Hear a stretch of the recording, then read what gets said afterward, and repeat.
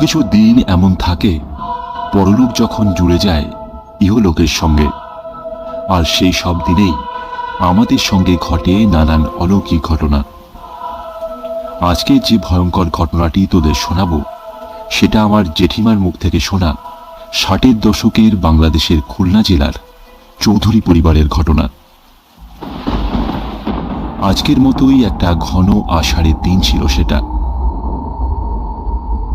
চৌধুরী পরিবারের দুই ছেলে মাধব এবং নরেন দুপুরের খাওয়া দাওয়া সেরে যখন একসঙ্গে গাড়ি নিয়ে বের হলো, আকাশ তখন ঘন কালো মেঘে সম্পূর্ণ ঢাকা।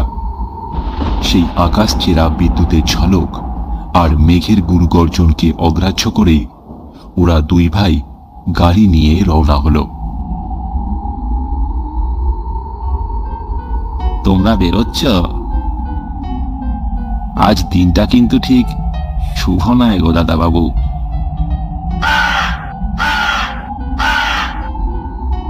কেন, অমাবস্যা, ভূত? মানা না মানা তোমাদের ব্যাপার, কিন্তু ওই জঙ্গলের দিকে আজ যেন যেও না, খবরদার। আরে নরেন, হা করে শুনছিস কি হরি কাকার কথা? গাড়ি স্টার্ট কর। গ্রামের মেঠো পথ ধরে চলতে চলতে তারা পার করে ফেলে বেশ অনেকখানি রাস্তা। দাদা, অনেক দূর তো চলে এলাম, এবার ফিরে যাই। সামনেই তো রঘুপুরের জঙ্গল। আরে তুই এত ভয় পাচ্ছিস কেন? জঙ্গলে যাব না, সামনের এই রাস্তা ধরেই বাড়ির পথে এগোবো। এই দুর্যোগের রাতে আমাদের এত দূর আসা ঠিক হয়নি রে দাদা।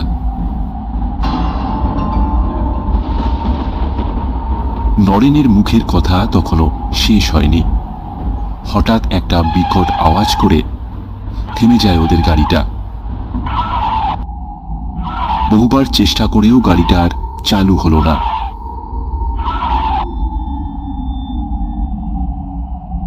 মুখে একরাশ আতঙ্ক নিয়ে নরেন বলে, দেখলি তো দাদা, হরি কাকা সাবধান করেছিল। মাধব ঘড়ির দিকে তাকিয়ে দেখে তখন রাত 8টা বেজে গিয়েছে। বিস্তীর্ণ জঙ্গলের মাঝে সেই অচেনা পথে দুই ভাইয়ের সঙ্গী তখন ঘন কালো অন্ধকার রাত্রি, জোনাকির আলো আর ঝিঝি পোকার অবিরাম ডাক।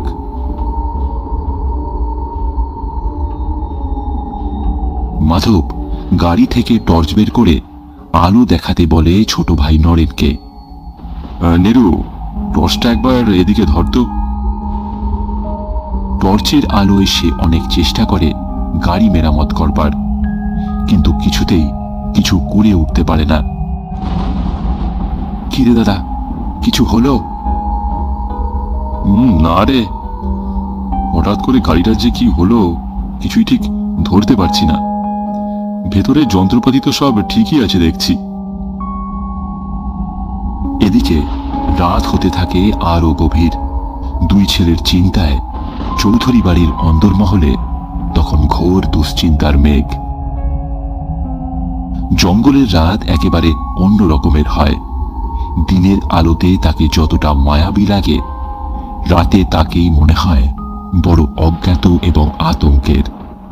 সদ্য কলেজ পাশ করা দুই যুবকও অনুভব করতে পারছিল বিষয়টি। টেনশন আর একরাশ ক্লান্তি নিয়ে যখন দুই ভাই ক্ষীণ হয়ে আসা টর্চের আলোয় গাড়ি মেরামতের আপ্রাণ চেষ্টা চালিয়ে যাচ্ছে, সেই সময় হঠাৎ একজন মহিলার কান্নার আওয়াজ তাদের কানে আসে। দাদা, ও শুনছিস? ওটা কিসের আওয়াজ? শুনতে পাচ্ছি, ব্যাপারটা ঠিক কি বলতো? ঠিক বুঝতে পারছি না। বার দুয়েক অগ্রাহ্য করলেও কিছু সময় পর থেকে বারবার কানে আসতে থাকে সেই একই আওয়াজ। দুই ভাই একে অপরের দিকে তাকায়।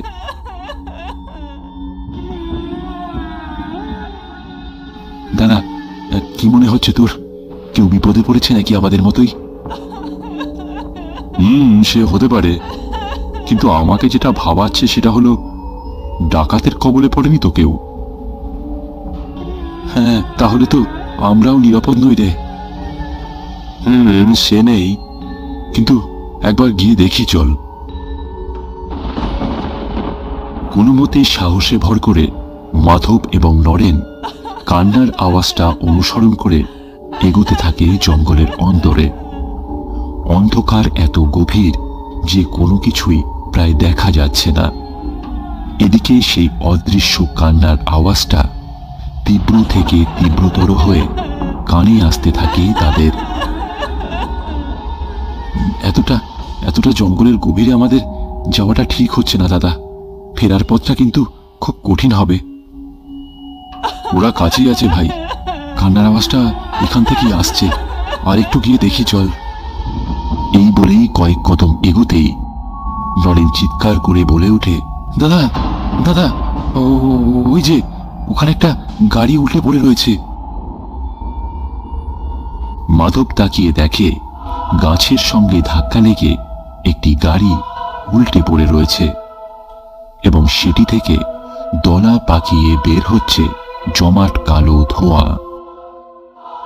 কিছুটা এগোতেই ওরা দেখে ওখানে পড়ে রয়েছে দুটি পুরুষের রক্তাক্ত মৃতদেহ, আর গাড়ি থেকে কিছুটা দূরে আগুনে ঝলসে যাওয়া একজন মহিলা তখনও গুমড়ে গুমড়ে কেঁদে চলেছেন আর জল চাইছেন অনবরত।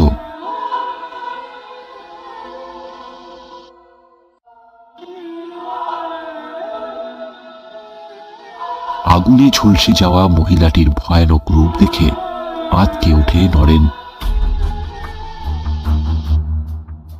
ওদিকে মাধব তখন পাগলের মতো জ্বরের সন্ধান করছে।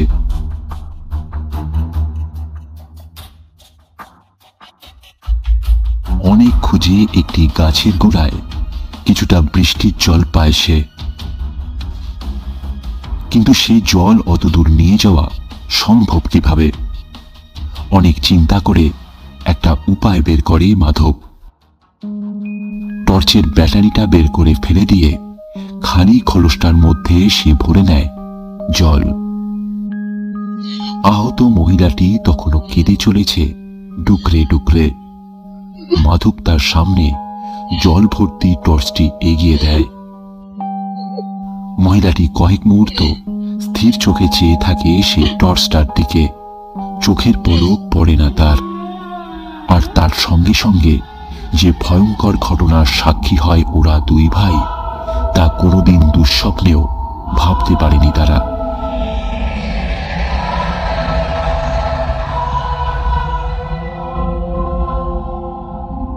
এক ঝটকায় শূন্যে দাঁড়িয়ে পড়ে সেই নারী মূর্তি। আকাশ বাতাস কাঁপানো তার বীভৎস চিৎকারে দুই কান যেন চিরে যেতে থাকে মাধব ও নরেনের।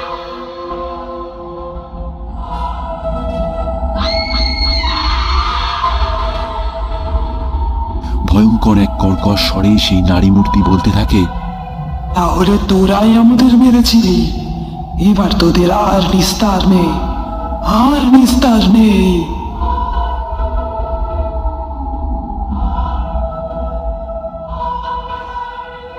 এক অদ্ভুত মানুষ খেকো জীবন্ত লাশের চেহারা নিয়ে সে এগিয়ে আসতে থাকে মাধব এবং নরেনের দিকে। মাধব বুঝতে পারে অস্বাভাবিক কিছু ঘটতে চলেছে তাদের সঙ্গে। ভাইয়ের হাত শক্ত করে ধরে সে। পর মুহূর্তেই তাদের চোখের সামনে আরো দুটো ছায়া শরীর মাটি ঘষে ঘষে এগিয়ে আসতে থাকে তাদেরই দিকে। টকটকে লাল তাদের রক্তবর্ণের ভয়ঙ্কর দুটি চোখ। নিশ্চিত তারা এই পৃথিবীর জীব নয়, যেন কোনো অলৌকিক জগৎ থেকে আগমন ঘটেছে তাদের। উফ, কি বিভৎস সেই রূপ! মুহূর্তেই তাদের পাশবিক আওয়াজে সম্বিত ফেরে মাধবের। সে চিৎকার করে বলে, নরেন, নরেন, দৌড়া দৌড়া! আর তারপর পাগলের মতো দিক বিদিক জ্ঞান হারিয়ে ছুটতে থাকে দুই ভাই। কিন্তু সেই নারী মূর্তি কিছুতেই তাদের পিছু ছাড়ে না। অন্ধকার জঙ্গলের বিস্তীর্ণ গভীর পথ ধরে এক ভয়ানক শো শো শব্দ করে সে ক্রমশ এগিয়ে যেতে থাকে তাদের দিকে। হঠাৎই এক ঝটকায় বদলে যায় সবকিছু। নরেনের আর্তনাদ শুনে মাধব পিছন ফিরতেই দেখে সেই বিভৎস নারী মূর্তি নরেনের পা ধরে টানতে টানতে তাকে নিয়ে ক্রমশ মিলিয়ে যাচ্ছে অন্ধকার এক শূন্যতায়। দাদা, দাদা, বাঁচা, আমায় বাঁচা। মাধব থমকে দাঁড়িয়ে পড়ে, থরথর করে কাঁপতে থাকে তার সারা শরীর।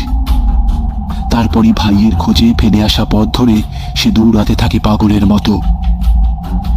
এর মধ্যে হঠাৎ একটা পাথরে হোঁচট খেয়ে পুড়ে অজ্ঞান হয়ে যায় মাধব। তারপর আর কিছু মনে নেই তার। ভোরবেলা তার জ্ঞান ফেরে পুলিশ স্টেশনে।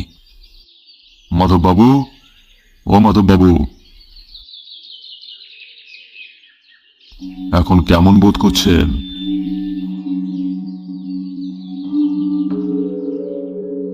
হ্যাঁ, হ্যাঁ, আমি কোথায়? মেইন রোডের ধারে একটি নিম গাছের তলায় সংজ্ঞাহীন অবস্থায় পড়েছিলেন আপনি। একজন ট্রাক ড্রাইভারের নজর পড়লে তিনি আপনাকে আমাদের থানায় নিয়ে আসেন। কিন্তু নরেন, নরেন, আমার ভাই ও কোথায়? কিন্তু আপনার সঙ্গে তো আর কেউ ছিল না মাধববাবু। ওরা ওরা ওরা ধরে নিয়ে গেছে ওকে, ওরা ধরে নিয়ে গেছে।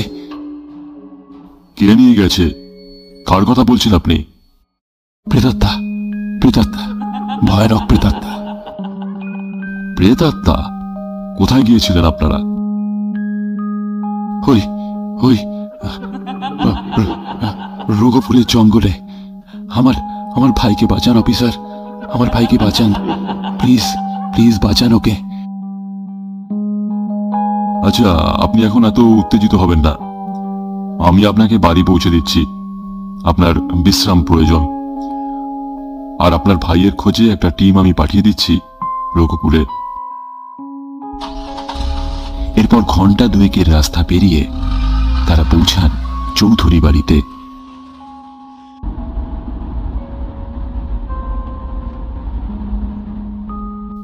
আচ্ছা, সবাই একটা ঘরে চলে আসুন, অনেক কিছু জানানোর আছে আপনাদের।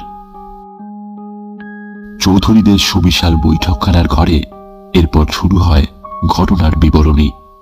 কাঁপা কাঁপা গলায় সম্পূর্ণ ঘটনার বিবরণ দেয় মাধব। আদরের ছোট ছেলে নরেনের পরিণতির কথা ভেবে চৌধুরী বাড়ির অন্দরে তখন শুধু বোবা কান্নার আওয়াজ। আমার জন্যই আজ নরেনের এই পরিণতি। ও অনেকবার বারণ করেছিল রঘুপুরের ওই জঙ্গলের দিকে যেতে, আমি শুনিনি, আমি কোনো বারণ শুনিনি। পারলাম না ওকে রক্ষা করতে, আমি পারলাম না, আমি পারলাম না। বাবু, বাবু, আপনারা সব এখানে, শিগগিরই আসুন। ছোট বাবু চাতালে অজ্ঞান হয়ে পড়ে রয়েছেন। চৌধুরী পরিবারের সকলে ছুটে গিয়ে দেখেন বাড়ির ছোট ছেলে নরেন অজ্ঞান হয়ে পড়ে রয়েছে বাড়ির সামনের আঙিনায়। বাড়ির সকলের সেবা শুশ্রূষায় কিছুক্ষণ পর নরেনের জ্ঞান ফেরে। পরিবারের সকলেই তারই সঙ্গে যেন প্রাণ ফিরে পায়। এরপর পরিস্থিতি স্বাভাবিক হলে চৌধুরী পরিবারের সামনে পুলিশ অফিসার বলতে শুরু করেন, এবার আমার থেকে এর ইতিহাসটা শুনুন। আজ থেকে প্রায় বছর 10 আগেকার কথা। রঘুপুরের ঘন জঙ্গলে একটা কার অ্যাক্সিডেন্ট হয়েছিল। গাড়িটি একটি গাছে ধাক্কা মেরে আগুনে সম্পূর্ণ জ্বলে যায়। গাড়িতে সওয়ার সকলেই জীবন্ত পুড়ে মারা যায়। খবর পেয়ে পুলিশ পরদিন পৌঁছায়, কিন্তু কিছুই উদ্ধার করা যায়নি। গাড়িটাও এমনভাবে পুড়ে গিয়েছিল যে সেটির নম্বর প্লেটটিও উদ্ধার করা সম্ভব হয়নি। এরপর বিভিন্ন খবরের কাগজে ছবি দিয়েও গাড়ির মধ্যেকার মৃত যাত্রীদের কোনো পরিচয় পাওয়া যায়নি। তাই অগত্যা দেহগুলি বেওয়ারিশ লাশ হিসাবেই দাহ করে সেখানকার থানা। আর এরপর থেকেই রঘুপুরের জঙ্গলে অনেকেই এই কাণ্ডার আওয়াজটি শুনে আসছে। তবে এই দুই সাহসী এবং পরোপকারী ইয়ং ম্যানের মতো বুকের পাটা কারো ছিল না। তাই কেউ কোনোদিন সেই আওয়াজ অনুসরণও করেনি আর এসব চাক্ষুষও করেনি যা গত রাতে মাধব ও নরেন করেছে। সবই তো বুঝলাম অফিসার, কিন্তু একটা বিষয় কিছুতেই বোধগম্য হচ্ছে না। মাধব আর নরেন তো ওদের কোনো ক্ষতি করেনি, ওদের সাহায্য করতেই গিয়েছিল। তবে ওদের আক্রমণ করবার কারণটা ঠিক কি? খবরের কাগজ থেকে যতদূর জেনেছিলাম, ঘটনাটার পিছনে একটা খুনের অ্যাসপেক্টও ছিল। পুলিশের ইনভেস্টিগেশনে উঠে এসেছিল। তারপর প্রপার এভিডেন্সের অভাবে বিষয়টি আর এগোয়নি। কি ঠিক বললাম তো অফিসার? বিষয়টি তাহলে খোলসা করেই বলি। দেহগুলি পোস্টমর্টেমের পর রিপোর্টে সম্ভাব্য মৃত্যুর কারণ হিসাবে কার অ্যাক্সিডেন্টের পাশাপাশি আর একটি সম্ভাব্য কারণও উঠে এসেছিল, সেটা খুনের। দেহগুলির মাথার পিছনে ভারী কোনো ধাতব বস্তু দিয়ে সজোরে আঘাতের চিহ্ন পাওয়া গিয়েছিল। ধাতব বস্তু অর্থাৎ? এই ধরুন হাতুড়ি কিংবা এই টর্চ জাতীয় কিছু। এই বলেই অফিসার মাধব এবং নরেনের মুখের দিকে তাকান। এরপর বলেন, আমার অভিজ্ঞতা বলছে এই টর্চটি দেখেই ওরা কোনোভাবে বিষয়টি রিকানেক্ট করে এবং মাধব এবং নরেনকে ওদের খুনি মনে করে প্রতিশোধ নিতে আক্রমণটা করে। হ্যাঁ, অফিসার ঠিকই বলেছেন। কাল রাতে আমাকে ধরে নিয়ে যাওয়ার পর এই সমস্ত কথা আমি জানতে পারি, কিন্তু ওই অতৃপ্ত আত্মারা শেষ পর্যন্ত বুঝতে পারে যে আমি ওদের হত্যাকারী নই। তাই তারা আমাকে ওখানে ফেলে রেখে বাতাসে মিলিয়ে যায়। তীব্র মানসিক চাপের কারণে অজ্ঞান হয়ে যাই আমি। তারপর আর কিছু মনে নেই। চোখ খুলে একেবারে তোমাদের দেখলাম।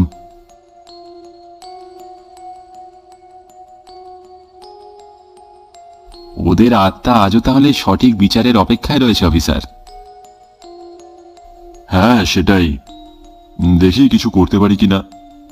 জানি খুব মুশকিল হবে বিষয়টি, কিন্তু একবার চেষ্টা করা যেতেই পারে। যাই হোক, আমার দিক থেকে বিষয়টা আমি দেখছি, কিন্তু বাড়ির ছেলে দুটিকে এখন কিছুদিন একা রাখবেন না।